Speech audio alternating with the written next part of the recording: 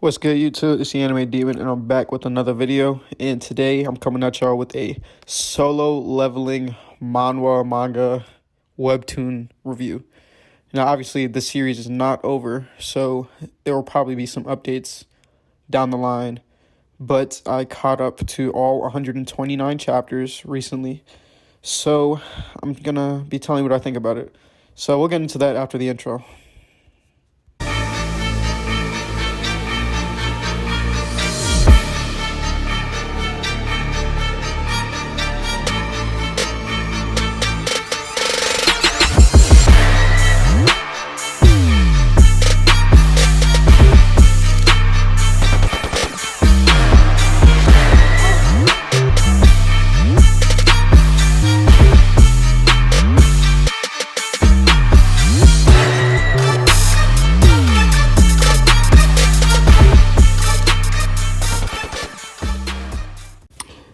So, solo leveling. So just to start off, I'm going to just let it known right now that I do think it is a little overrated. I've heard too many good things. I heard it's way too top tier, and for what I got out of it, it just isn't at the level it is. Now, it's not bad by any means, but I'm looking at my anime list right now, and it is rated as the 14th best manga ever with a score of 8.92, almost a 9, and I just can't give it that. And honestly, maybe I give it like maybe a 7.5 at best. So some of the things that excuse me, that are well said about solo leveling, people like to say the art is very top tier. But realistically, in terms of art itself, all manhwa, Korean manga basically, have that level of art. Like, I haven't seen a single manhwa, and this is the first one I've read that's like actually like, I don't know how to say this without exposing myself, but this is just the first one that would be on my anime list that I've seen. But I've also seen like different panels from like Tower of God, God of High School, all of those other manhwa. And just about every manhwa has the same level of art. There's not bad art in any manhwa at all. And I think sometimes in terms of the coloring and all that, sometimes I think they just look corny too. Like, I much prefer something like a Vagabond's art, Tokyo Ghoul, Hell's Paradise, Berserk. I prefer that art more than I do the solo leveling art. Though, as I said before, it's not bad. It's just in terms of what, like, it's a manhwa or webtoon. All webtoons have the same level of art. None better than the others, I swear. From all I've seen anyways. So that's where I stand on that. And then the power system, it's really broken for Sung Jin-woo anyways.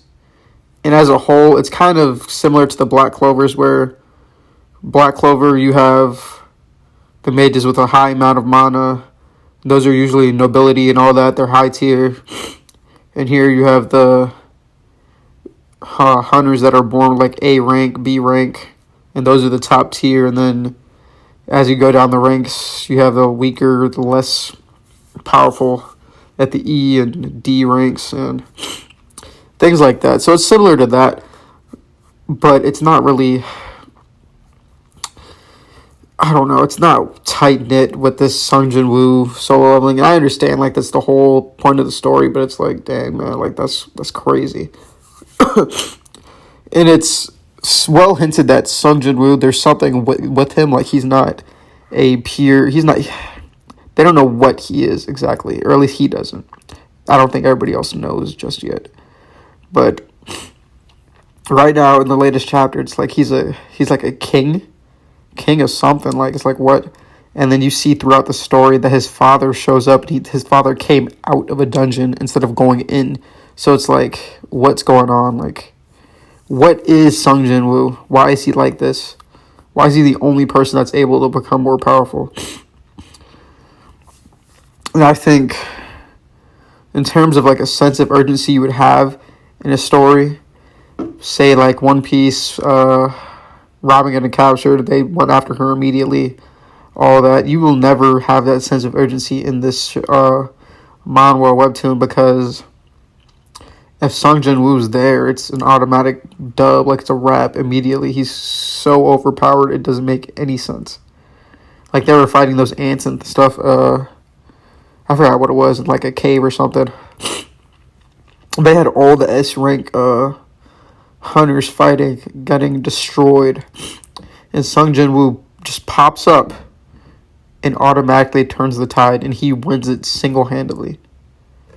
Like what? That it'd be different if it was like a whole bunch of A ranks and stuff, but it was all the S ranks that were getting destroyed.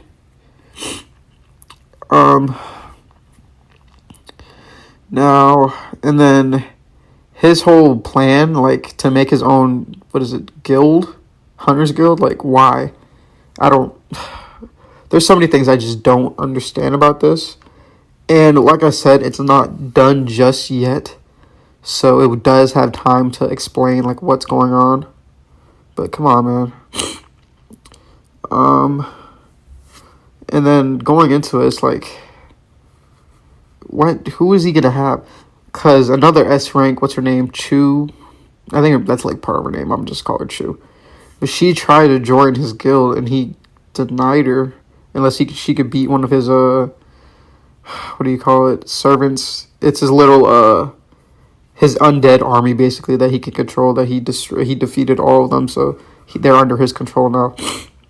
She defeated him. He still didn't let her join. I was like, what the heck? But then he let I forgot the other dude's name. Shoot, who cares? He's not important. I could probably scroll down though. But he let like her sister or his sister join. I was like, what? That doesn't make any sense to me.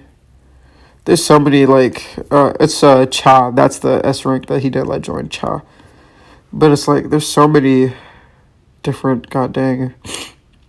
There's so many things going on that like aren't really like well stated. And honestly, I just don't feel like I don't feel emotionally like connected to the story. I don't feel like there's anything that's really connecting me to the story, or like why would I read this? I almost dropped this at like chapter like 62. Like for example, like Blade of the Immortal, like the story is just so interesting, and we know what is trying to happen. We know what the premise is. We're trying to get to it. Berserk. In the beginning, you kind of don't understand, but you get it like a few chapters later. Vagabond, you know it's trying to happen. There's so many things that you know what's going to happen. You know what the end game is for this. And even if like say Solo Leveling, it's not, you don't know what the end game is for real. In terms of like you compare it to something like Yu Hakusho, and it's just like you still like the characters matter to you. Like there's so much that you just stay invested in, and Solo Leveling just doesn't have that. Now what Solo Leveling does have, it is a very fun story to read if you just like sheer overpoweredness. If you like Sword Art Online, you will like Solo Leveling.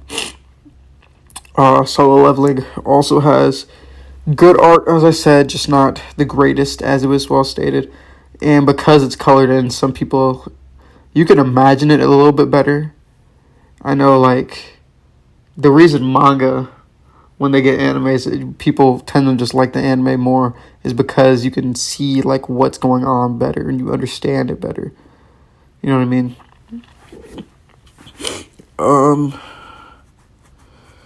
What'd I say? I said it's fun art, and it's not too graphic, gory per se. I know some people do like that, but others don't. And it's not too hard to understand. It's not something like a Hunter x Hunter where there's so many more deeper moments that are deeper than they really seem on the surface. Now, the thing is, like, with all of those, you know what's trying to be done, and we just don't right now. We don't know where this is even going. But when we do know where this is going, We'll get back to you guys with another video. But for now, that is what I'm thinking of solo leveling so far. Like I said, it's not supposed to be, well, okay. It shouldn't be at an 8.92 rating and ranked 14th overall for manga all time. I think a 7.5 is more sufficient, and it is still a good rating. By no means is a 7.5 a bad rating at all. But with that being said, if you like this video, like, comment, subscribe. Let me know what you guys like to see, what you don't like to see, and I will continue to put out what you guys tell me. Now, got nothing else to say, so it's the Anime Demon. I'm out. Peace.